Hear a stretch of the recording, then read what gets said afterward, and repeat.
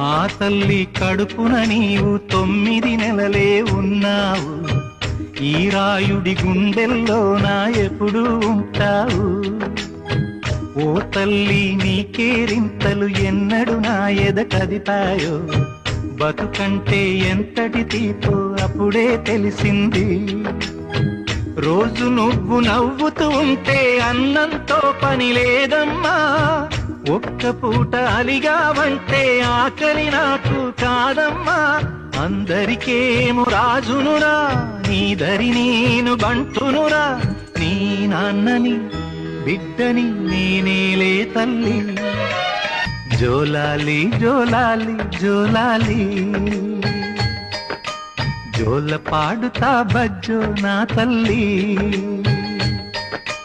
నిదుర తల్లిని బతిమలాడని, ఇలి కళ్ళలో నిదుర పొమ్మని, రారమ్మని ఇమ్మని తీపి కలలు ఎన్నో